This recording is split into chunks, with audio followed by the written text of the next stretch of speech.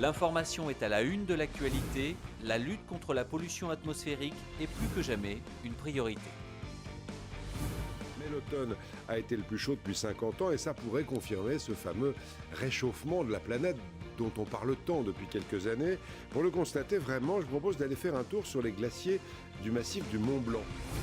La France ne parvient décidément pas à améliorer la qualité de l'air et à réduire la pollution. D'après une étude de l'Organisation mondiale de la santé, il y aurait 42 000 morts prématurées en France dues à des problèmes respiratoires. Du bitume jusqu'aux nuages, les scientifiques les traquent sans relâche, ces polluants qui empoisonnent notre existence. Dioxyde d'azote, ozone, particules fines, ces molécules invisibles pénètrent dans nos voies respiratoires. Le constat est alarmant. Il ne s'agit pas d'une fiction, mais de notre réalité quotidienne. Il faut agir, et agir vite face à deux enjeux majeurs. Tout d'abord, améliorer la qualité de l'air, et principalement en milieu urbain, mais aussi ralentir la spirale du réchauffement climatique. Ce phénomène physique naturel s'est amplifié avec le développement des activités humaines. Il entraîne une augmentation de la température sur Terre au XXIe siècle, avec des impacts directs et importants sur la vie quotidienne d'une grande partie de la population mondiale. En parallèle, la pollution atmosphérique est aujourd'hui reconnue comme un enjeu de santé publique majeur. Afin d'évaluer et de lutter contre cette pollution atmosphérique en France, l'État français confie depuis 1995 la surveillance de la qualité de l'air à une vingtaine d'associations Loi 1901 qui constituent le réseau national Atmo de surveillance et d'information sur l'air. Ce dispositif compte 750 stations fixes et 2400 analyseurs sur l'ensemble du territoire, mesurant plus d'une vingtaine de polluants atmosphériques. Parmi les plus connus figurent les particules en suspension. Elles sont issues de la combustion incomplète de combustibles fossiles. Les têtes de prélèvement permettent de recueillir ces particules en suspension dites PM. On les caractérise essentiellement par leur diamètre et on les catégorise en plusieurs classes qu'on va définir en fonction de ce diamètre. Les particules inférieures à 10 microns, les particules inférieures à 2,5 microns, qui sont les particules fines, et les particules inférieures à 100 nanomètres, qui sont les particules ultra fines.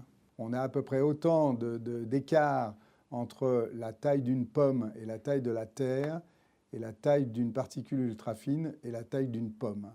Ces échelles de diamètre permettent de mieux décrypter les nuisances de ces particules une fois arrivées dans l'appareil respiratoire. L'impact des particules sur la santé, c'est un domaine qui est maintenant bien connu des toxicologues, qui ont des modèles qui permettent de les explorer, que ce soit sur la cellule ou que ce soit chez l'animal. Et on commence à avoir aussi beaucoup de données chez l'homme, que ce soit là aussi des données cliniques ou surtout des données épidémiologiques. Et a priori, ce qu'on sait, c'est que l'impact essentiel est l'impact respiratoire, c'est-à-dire à l'endroit où les particules se déposent. Et ces particules sont susceptibles également d'entraîner des effets à distance de l'appareil respiratoire, en particulier cardiovasculaire, et probablement aussi sur d'autres systèmes comme le système nerveux central ou des systèmes comme les organes hématopoïétiques. Constat inquiétant, mais il existe de nombreuses solutions pour limiter et lutter contre ces émissions de particules.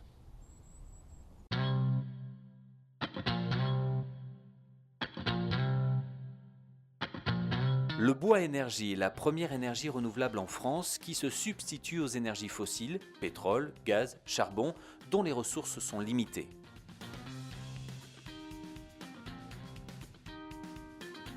L'utilisation du bois permet de diviser par 12 les émissions de CO2 par rapport au fioul et par 6 comparé au gaz.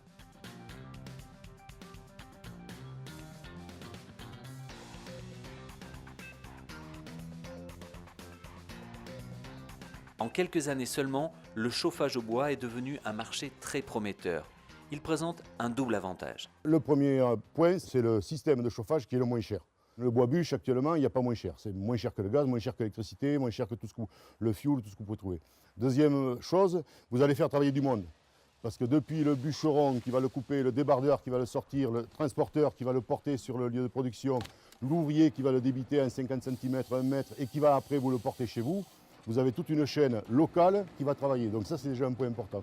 On fait travailler des gens de la région, des propriétaires qui vont vendre leur bois et toute une chaîne d'exploitants forestiers qui tournent autour de ça. Près de 60 000 personnes en vivent déjà et la substitution du bois aux énergies fossiles contribue directement à la lutte contre le réchauffement climatique puisqu'à la différence de ces énergies fossiles, le gaz carbonique dégagé par la combustion du bois ne participe pas au changement climatique.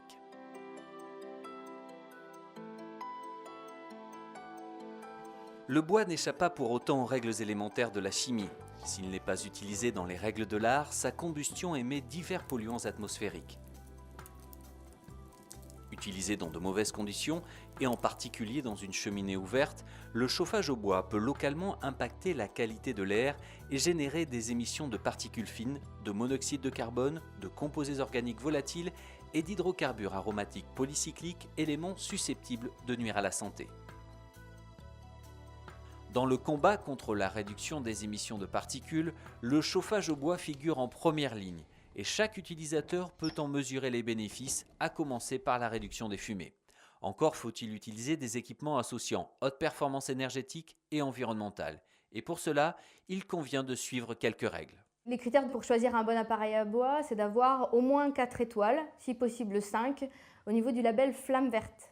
C'est quelque chose qu'on voit sur les petites étiquettes et qu'on trouve sur les appareils dans les magasins. Et aussi, on peut aller sur le site internet www.flammeverte.org avec toutes les références et les rendements des matériels. On trouve aussi les émissions en monoxyde de carbone. Et quand on est plus de 4 étoiles, ça veut dire qu'on a un rendement supérieur à 70% et des émissions en monoxyde de carbone inférieures à 0,3%. Donc on limite les pollutions. Réunis sous le label Flamme Verte, ces différents critères permettent de mesurer le potentiel de ces appareils tout en offrant aux acquéreurs de nombreux atouts. Ces atouts, c'est pour la même quantité de bois consommé, d'apporter beaucoup plus d'énergie et de chaleur dans la maison et avoir moins de pollution dans les fumées, notamment moins de particules. Donc c'est plus de confort thermique dans le bâtiment et puis des économies aussi financières puisqu'on va consommer moins de stères de bois. Par exemple, pour ce type d'insert, la consommation annuelle est de l'ordre de 6 à 7 stères de bois. À titre de comparaison, une cheminée ouverte multiplierait cette consommation par 3 ou par 4.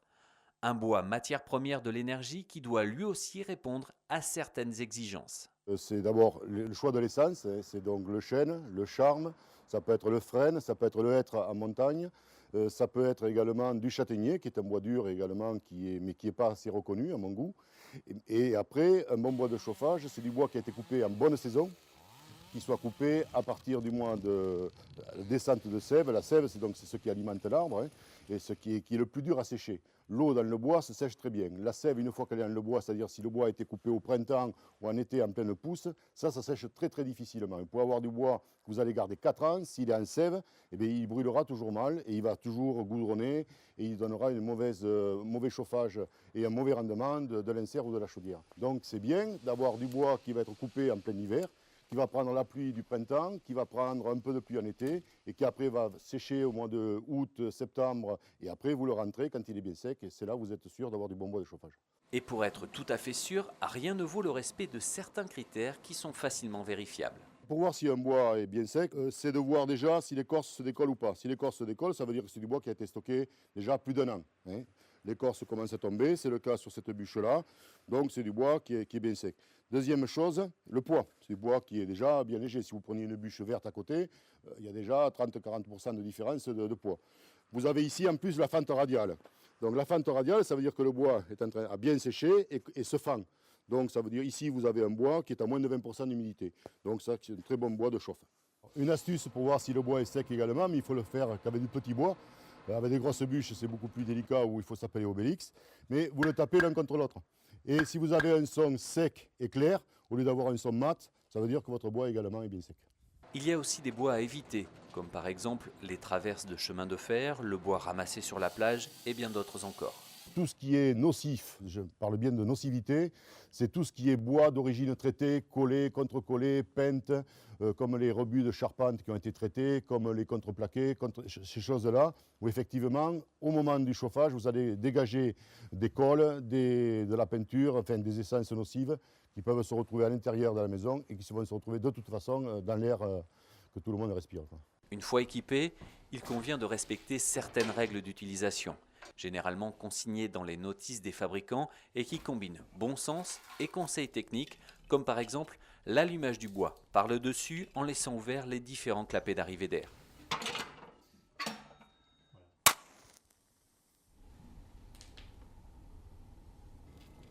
Pour assurer un bon rendement sur toute la durée de vie du matériel, on va faire un geste qui est très important, qui est le ramonage annuel des conduits de cheminée.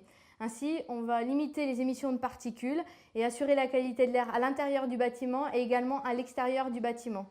En choisissant à la fois un bois de bonne qualité et un appareil de bonne qualité, on arrive à diviser à peu près par 25 les émissions de particules. Je dirais que la cheminée, c'est le chauffage plaisir, ou une petite flambée en demi-saison avant qu'on veuille démarrer l'insert, des choses comme ça. C'est le plaisir du feu.